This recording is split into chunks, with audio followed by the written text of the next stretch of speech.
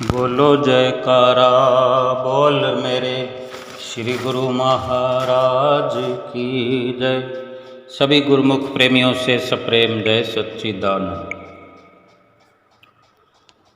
आज संसार के अंदर किसी भी कोने में, बीच में, इधर उधर, आगे पीछे, जहाँ भी नज़र डालें दुख ही दुख नज़र आ रहा है। अशांति और बेसुकूनी, चिंताओं से भरपूर हर कोई विचलित सा हुआ इधर से उधर भटक रहा है। अगर कोई अमीर है तो उसे भी परेशानी है, गरीब है उसे भी परेशानी है,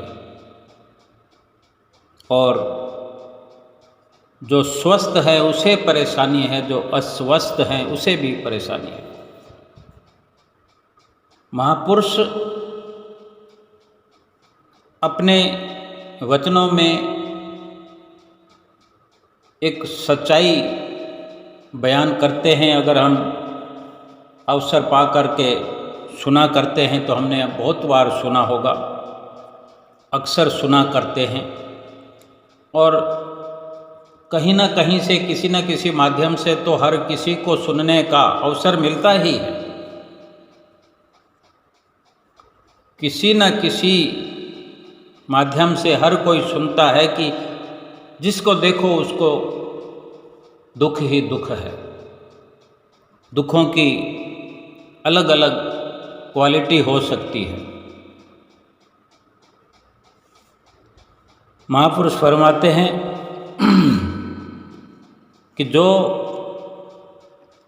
संसार को अपने घर में भरना चाहता है, अपनी मुट्ठी में करना चाहता है, अपने हृदय के अंदर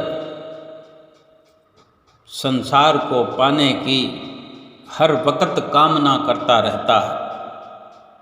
संसार को पाने का जो अभिप्राय है, मतलब है, वो ये है कि सभी कुछ फिर एक ही भाषा में आ जाता है। कोई धन चाहता है, कोई शरीर स्वस्थ चाहता है, कोई शरीर के सुखों के समान चाहता है, कोई रहने के लिए बंगला या कोठी चाहता है, कोई अच्छी से अच्छी शिक्षा चाहता है, कोई बढ़िया नौकरी चाहता है, किसी को अपने मान सम्मान की इच्छा है, किसी को अपनों से आगे निकलने की होड़ लगी हुई है,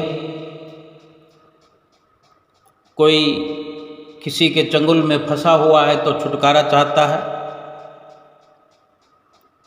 जो भी जिस जगह है, जिस अवस्था में है, वो अवस्था उसे पसंद नहीं है। गरीब को गरीबी पसंद नहीं है तो अमीर को भी अमीरी पसंद नहीं है। वो कुछ और ही राजाओं का राजा, बादशाहों का बादशाह, त्रिलोकी का खजाना प्राप्त कर लेना चाहता है। जो अमीरी उसको भगवान ने या उसके प्रारब्ध कर्मों ने उसको बख्शी है वो पसंद नहीं है। एक गरीब उस अमीरी को पसंद करता है, लेकिन वही अमीर उस अमीरी में खुश नहीं है। ये इस वक़्त की या कुदरत की विडंबना कहें या कर्मों का खेल कहें या महापुरुषों की संगत की कमी कहें, लेकिन पूर्णतया ये महापुरुषों की वाणियाँ सत्य हैं। और महापुरुष जो वाणियाँ उच्चारण करते हैं वो आज की नहीं बल्कि जब से सृष्टि रची है या जब जब भी दोबारा से भी अगर सृष्टि के रचे जाने का ये भगवान का करिश्मा होता है, तो भी वही वाणियाँ फिर से लिखी जाती है। यानी ये सच्चाई हर समय थी, है और रहेगी। तभी तो गुरु नानक देव महाराज जी ने भी वचन फरमाए हैं कि नानक दुखिया सब संसार, कुछ ना कुछ पा लेना चाहता है। यानी संसार के हर सामानों को, यानी पूर्ण तौर से संसार को ही अपने वश में कर लेना चाहता है। कोई भी सामान, कोई भी वस्तु पीछे नहीं छोड़ना चाहता, सब कुछ पाना चाहता है। लेकिन इस संसार को बनाने वाले भगवान को नहीं चाहता है, उसके आशीर्वाद को नहीं चाहता है, उसके आशीर्वाद का तलबगार नहीं है, उसके नाम को जपने का तलबगार नहीं है, उस भगवान को पाने की तमन्ना नहीं रखता। बस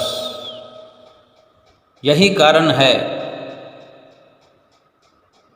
कि संसार को तो पा लेना संभव नहीं है, लेकिन संसार को पाने की तमन्ना का जो दुख है वो सब का सब अपने हृदय के अंदर, बाहर, इधर उधर, चारों तरफ भरपूर करके बैठा हुआ है। जब देखो, जब पूछो, दुखों की झड़ी लगा देता है इंसान। शुरू हो जाती है कहानी दुखों की, जिसका कहीं अंत नहीं। और इसी प्रकार दुख भोगते भोगते भोगते इंसान इस दुनिया से चला जाता है। अगर कोई संसार से निराश है, यानी संसार से जिसको कोई आशा नहीं है, एक तो वो होता है जो निराश हो गया है, आशा कर कर के निराश हो गया है, थक गया है, हार गया है। लेकिन एक वो इंसान है इस दुनिया में जो संसार की किसी भी प्रकार से आशा करता ही नहीं है। वो जिस भी स्थिति में है, जब भी देखो उसे अपनी उसी स्थिति में खुश नज़र आता है। यानी संसार से आशा नहीं करता। इस दुनिया में वही सबसे बड़ा सुखी है, सुखों से भरपूर है। क्यों? कि संसार की आशा वो नहीं रखता जो संसार को बनाने वाले भगवान को पाने की आशा रखता है और भगवान को पाने का जतन करता है। भगवान के नाम की हर समय माला जपता है, सुमरन करता है।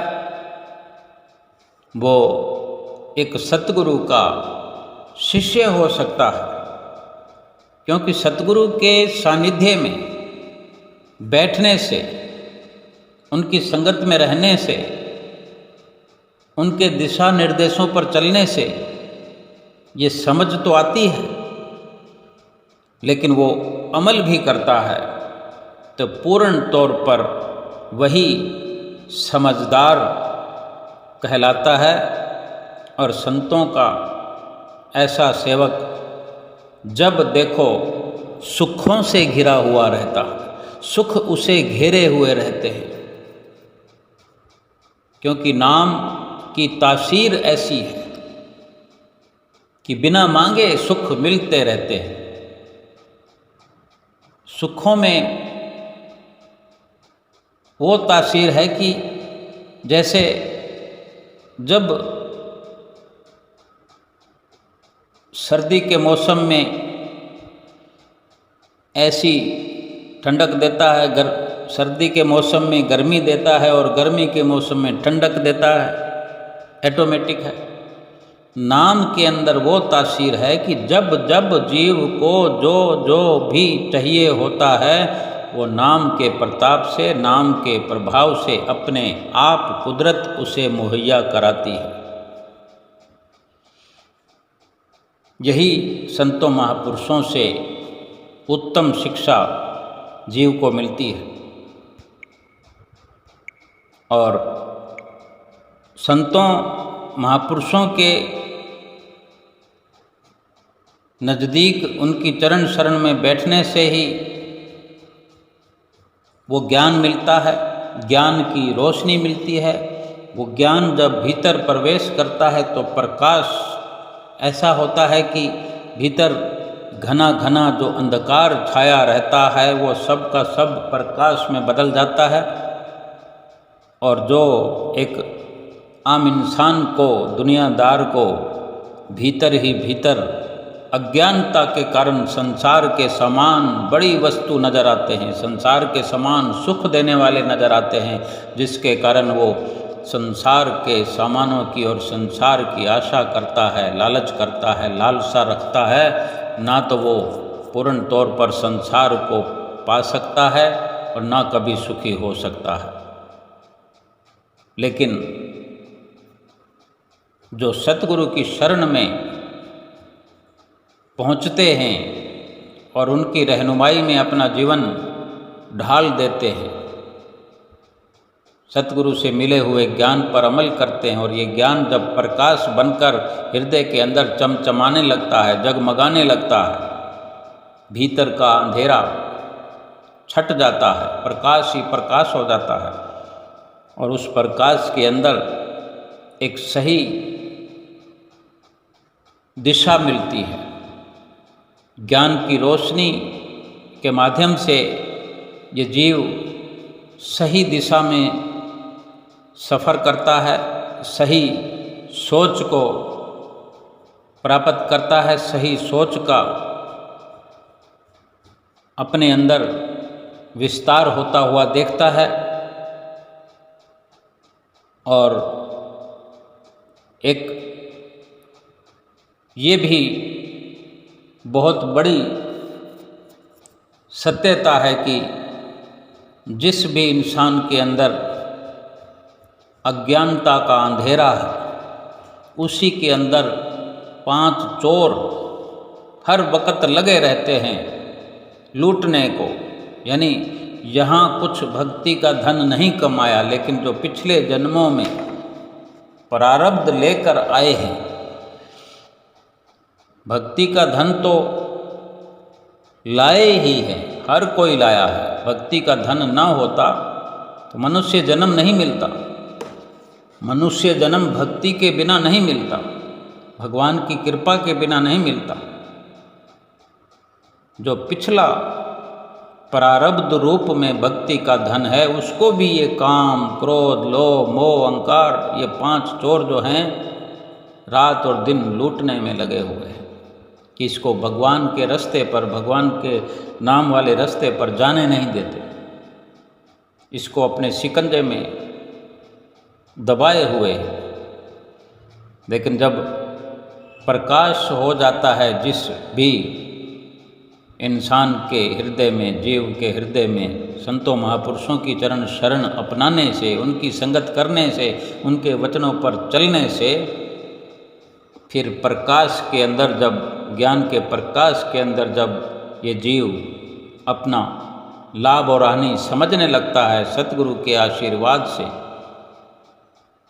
उनके वचनों की रोशनी से जब समझदार बन जाता है, तो ये काम, क्रोध, लोभ, मोह, अहंकार जो चोर हैं, ये उस प्रकाश के अंदर फिर इस जीव को अपने शिकंजे में या इसको लूटने में कहीं पीछे रह जाते हैं। उनको भागना पड़ता है। जैसे जिस घर में अंधेरा होता है वहीं चोर कामयाब होते हैं। यदि घर में हर वक्त प्रकाश रहे, एक दबदबे जैसा माहौल बना हुआ हो, तो वहाँ चोर अपना काम नहीं कर सकते। वहाँ लूटमार नहीं कर सकते, साहस भी नहीं करते वहाँ, क्योंकि एक अंदेशा बना रहता है कि ना जाने हमारे साथ ही कहीं उल्टा लेने का देना ना पड़ जाए। और ये प्रकाश जो है ज्ञान का, एक प्रकार से सत्य की ज्योति है,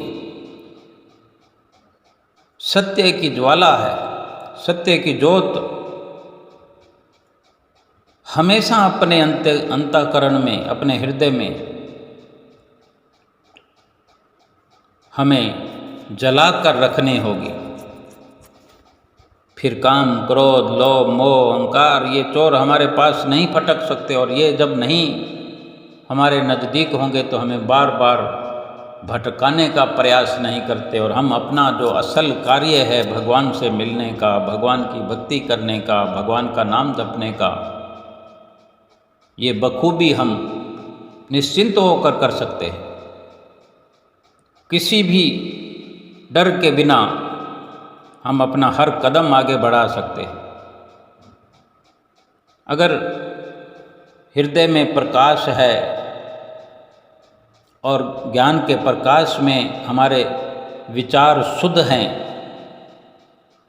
हम अपने भीतर शुद्ध विचारों को, उच्च विचारों को जगा देते हैं, तो हम जैसा जैसा सोचेंगे वैसा वैसा हम बनते जाएंगे, क्योंकि हमारी जो असल ताकत है, हमारी शक्ति जो है, वो स्वयं शक्तिशाली परमात्मा की बख्शी हुई दौलत, नाम, जिसको हमने हृदय में बसा लिया है, सर्व सृष्टि के रचयिता परमपिता परमेश्वर की जो नाम की शक्ति है, उसी शक्ति को हम अपने हृदय में बसा करके हर पल रखते हैं। फिर कोई कामना ही नहीं रहती, कोई इच्छा ही नहीं रहती, ये संसार तुच्छ नजर आने लगता है, क्योंकि संसार को बनाने वाले से प्यार हो गया, संसार की रचना करने वाले से रिश्ता बन गया, फिर संसार से कैसा मोह। रात और दिन यही वचन सुनने को हमें मिलते रहे हैं और मिल रहे हैं और सुनते रहेंगे कि नाम सत्य जग झूठ है, सुरत शब्द पहचान। इसी सच्चे नाम की लौ लगाकर, इसी सच्चे नाम का आसरा लेकर हर पल हर कदम आगे बढ़ते जाए। कुदरत की हर वस्तु हमें कुछ न कुछ शिक्षा दे रही है।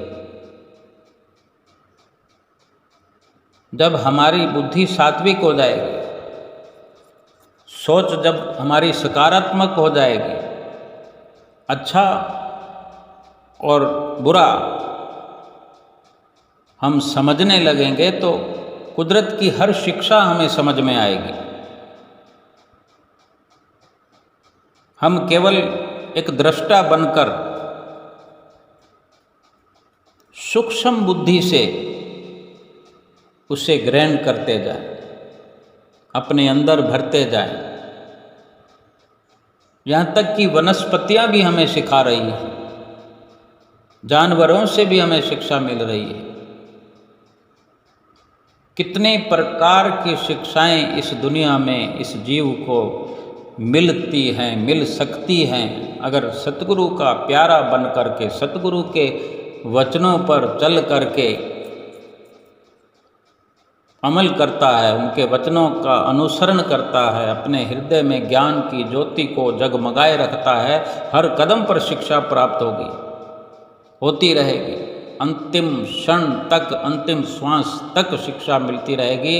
और हमें दरकार होनी चाहिए, हमें ज़रूरत होनी चाहिए कि हर श्वास में हमें कुछ न कुछ शिक्षा मिले, जितना हम अपना भविष्य, अपना परलोक अधिक से अधिक सुहेला कर पाएं। अपनी आत्मा का हम कल्याण कर पाएं। कल के लिए या अगले जन्म के लिए कुछ भी बाकी रखने की कभी हम अपनी सोच न बनाएं कि बस इतना ही काफ़ी है, भक्ति ज़्यादा क्या करना है। भक्ति को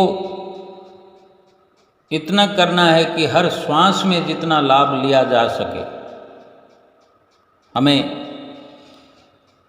जितनी भी शिक्षा मिलती है श्री गुरु महाराज जी से, वैसे तो 2 घंटे भजन अभ्यास की आज्ञा मिलती है, हमें नित्य प्रति सिखाया जाता है। वो सब करते हुए, 5 नियम निभाते हुए, फिर जो संसार के कार्य व्यवहार करते हैं, परिवार के साथ रहते हुए, काम धंधा करते हुए, उठते हुए, बैठते हुए, सोते हुए, अपना चित्त जो है उस निरंजन के साथ लगा के रखे, उस परमात्मा के साथ लगा के रखे। हाथ पांव से काम कर चित्त निरंजन नाल, यानी संसार के काम करते हुए भी सत्य का साथ बना रहे हर श्वास में। उससे फिर यही होगा कि नाम मात्र भी पाप को जगह नहीं मिलेगी, विषयों को जगह नहीं मिलेगी, झूठ को जगह नहीं मिलेगी। संसार किसी भी प्रकार से हमारे भीतर प्रवेश नहीं कर पाएगा। यही तो सतगुरु चाहते हैं। संसार में जो भी हो रहा है, जो भी होने वाला है, किसी भी नज़रिए से, किसी भी प्रकार से, कोई विपदा आ रही है, कोई मुसीबत आ रही है, बड़ी बड़ी घटनाएं हो रही हैं, दुर्घटनाएं हो रही हैं, बड़ी बड़ी बीमारियां आ रही हैं, सतगुरु के सच्चे सेवक को ही कोई फर्क नहीं पड़ता। बाकी तो सारा संसार विचलित हुआ, रात और दिन गलतान है उसी के गीत कि ये ऐसा हो गया, ये वैसा हो गया। इधर से उधर भाग रहे हैं, भटक रहे हैं, अपनी विचारधाराओं से परेशान हैं, कोई अपनी करनी से परेशान है। लेकिन सतगुरु का सेवक कितना भी शारीरिक दुख आ जाए, कोई कुदरती आपदा आ जाए, अपने सतगुरु को याद करते हुए, नाम का सुमरन करते हुए, हर दुख में, हर परेशानी में, हर आपदा में आगे बढ़ जाता है और सतगुरु की प्रसन्नता को हर वक्त अपने सन्मुख पाता है और सतगुरु की प्रसन्नता को देख करके हर वक्त मुस्कराता रहता है, प्रसन्न चित्त होकर हर किसी का सम्मान करता है। छोटे से छोटे व्यक्ति के साथ भी आदर सम्मान से पेश आता है। यदि हमारी नज़र साफ होगी, हमारा नज़रिया साफ होगा,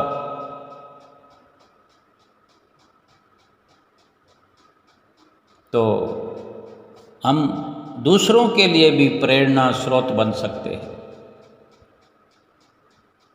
हमारा आचरण ऐसा होना चाहिए जैसे श्री गुरु महाराज जी अधिकतर फरमाया करते हैं कि आपके संपर्क में कोई भी आता है,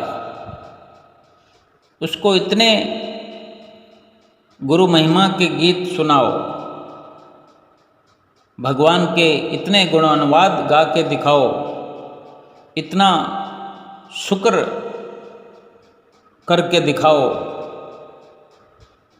इतना संतुष्ट हो के दिखाओ,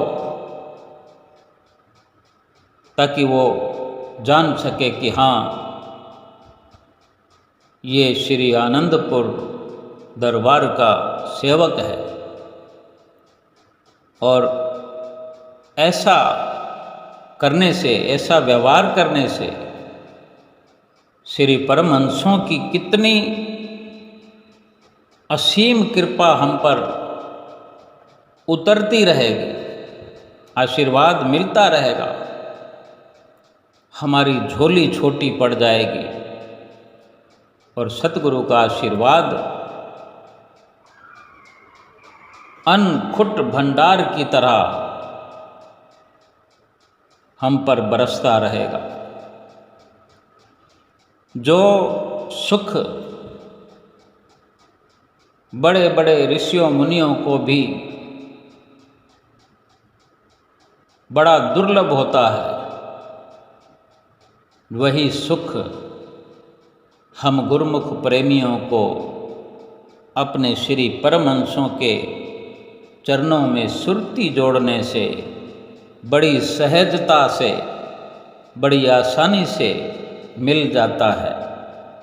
हर पल हर क्षण अपनी सुरती को पाक पवित्र साफ सुथरा नाम की कमाई से करते रहें, 5 नियमों की पालना करते रहें, सतगुरु का ध्यान हर वेले अपने मस्तक पर लगाए रखें, आंखें बंद करें तो भी आंखें खोल करके काम धंधा करते हुए भीतर ही भीतर सतगुरु का ध्यान चलता रहे, चलता रहे, चलता रहे और सतगुरु की प्रसन्नता मिलती रहे और जीवात्मा का कल्याण हो जाए।